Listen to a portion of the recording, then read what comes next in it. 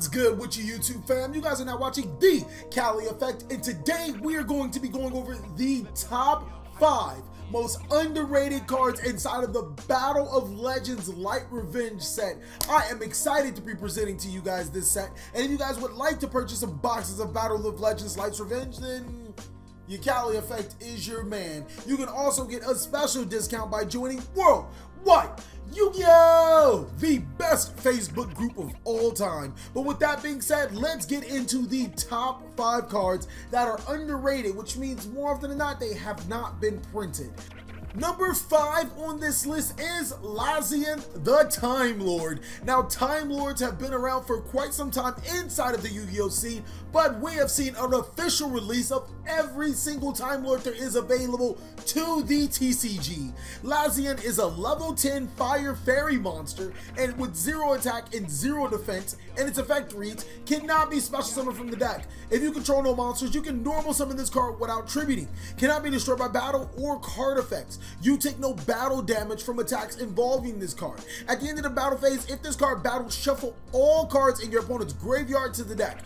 Once per turn, if your opponent draws a card, inflict 1,000 damage to your opponent. Once per turn during your standby phase, shuffle this card into your deck. Now, Lazian does have very low stats for being a level 10 monster, but makes up for it because he can't be destroyed by battle or card effects, and you take no damage from involving him. Also, when he battles, you get to shuffle every single one of your opponent's cards in their graveyard to their deck. This could be very good against strategies that really are reliant on their graveyard and possibly could ruin their day. The next thing about Lazian is that he does inflict 1,000 points of damage every time your opponent would draw. That can be pivotal for decks such as the old Zodiac deck when Norden drew a lot of cards, and Lazian would be licking its chops over inflicting so much damage to your opponent. Number 4, we are back at it again with another Time Lord. Zafian the Time Lord is a level 10 water fairy monster with 0 attack and 0 defense. It follows the same description as all Time Lord monsters, so it cannot be special summoned from the deck. It can be normal summoned without tributing. It returns to the deck on the standby phase. It cannot be destroyed by battle or card effects, and you take no damage from involving attacks with this card. At the end of the battle phase, if this card battled, shuffle all spell and trap cards your opponent controls to the deck. If this card is sent to the graveyard, you can draw 1 card.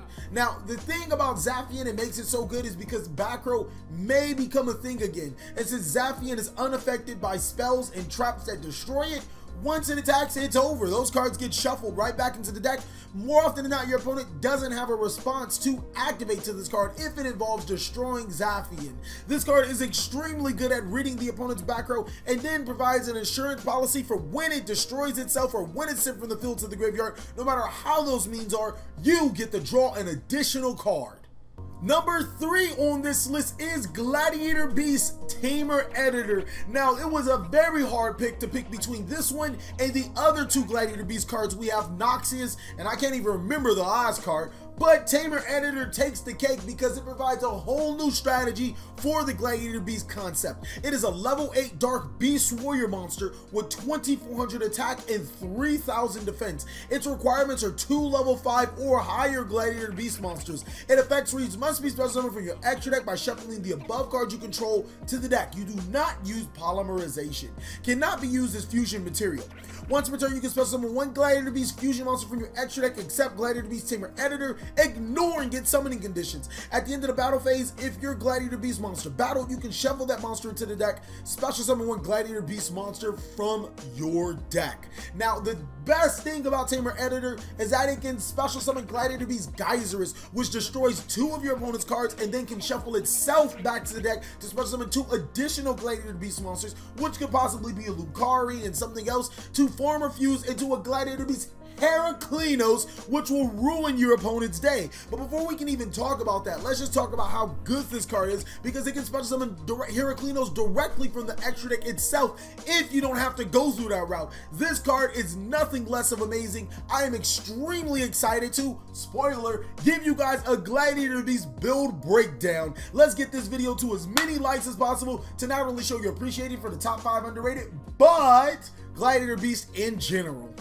Number 2 on this list has the potential to drastically help an underwhelming competitive deck in the scene. And when I say competitive, I do put the parentheses around the competitive because it really hasn't done much. Giant Rex is a level 4 Earth Dinosaur monster with 2000 attack and 1200 defense. Before even reading its amazing effect, it's a level 4 2000 attack monster. This monster is the best competitive level 4 monster of our era right now because of its attack stats. Its effect reads, cannot attack directly. If this card is banished, you can special summon this card, and if you do, it gains 200 attack for each of your banished dinosaur monsters. You can only use the effect of Giant Rex once per turn.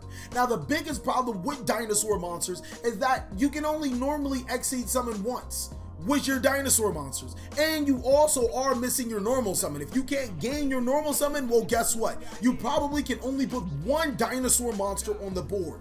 Being able to banish Giant Rex inside of a dinosaur deck should not be hard whatsoever, and that fact that it brings itself back, and coupled with your other plays that can special summon other level 4 monsters to your side of the field fairly easily, you shouldn't be reliant on your normal summon as much with Giant Rex. This is huge for the dinosaur concept because more often than not, if you stop the Meshalaniasaurus or the normal summon, they're pretty much stopped in their tracks. But like I said, Giant Rex does add another aspect for the deck, and we could start seeing this deck in the competitive scene once again because of this card. Before we get to the number 1 spot, there is a plethora of great cards that could have made this list. Let's just call them honorable mentions. These amazing cards include the Spellbook series, Spellbook Magician, and Spellbook Secrets. The rest of the cards I can't even think of on the top of my head, but that's why I have you guys to place down below in the description what are your top 5 underrated cards in this set. Number 1 on this list is the best card in the set. It is brimming with potential. This card has so much potential, I bought 20 of them. This card is Vision Hero Witch Raider. Now this level 8 dark 2700 attack, 1900 defense monster of the warrior type is extremely good. Its effect reads, to tribute summon this card face up, you can tribute trap cards you control as well as monsters. When this card is normal summon, you can destroy all spell and trap cards your opponent controls. You cannot special summon monsters this turn except hero monsters. Now I can think of a deck that does not give a shit about special summoning, and it is, drumroll, True Draco. This card is a perfect match for the deck. Being able to trigger your trap cards for the summon of Vision Hero Witch Raider, as well as destroy all of your opponent's Solemn Strikes before they can start to Solemn Strike your True Draco monsters is pivotal, mainly because your masterpieces no longer have to be fearful of trap cards with Vision Hero Witch Raider running around. There's also just something about this card that doesn't sit entirely right. I don't see the angle yet, but I'm pretty sure heroes are going to find a way to abuse the living daylights out of this card. Its attack stats, awesome. Its defense stats, awesome. The fact that it's a level 8 dark monster, awesome. I really just can't say enough awesomeness about this card. But the most important thing is that you don't have to tribute continuous trap cards to summon this card. You can trigger the effects of certain trap cards by just sending them to the graveyard for a tribute summon of Vision Hero Witch Raider. Well, that is my top 5. Once again, I want to hear you guys' top 5 down below in the description. I am excited to see it. Thank you guys so much for watching another segment of the Cali Effect. Let's get you to the ending credits. What's good with you, fam? You guys can always catch me on social media, Face Chat or MyGram. It's always going to be the Cali Effect. Most importantly, if you want to buy the cheapest cards from your favorite YouTuber, you can go to eBay or in Google Documents. That is down below in the description. Make sure you subscribe to my alternate channel, King of Leon, for other things Cali Effect related. But most importantly, treat yourself to another one of these videos down below. Thanks for watching.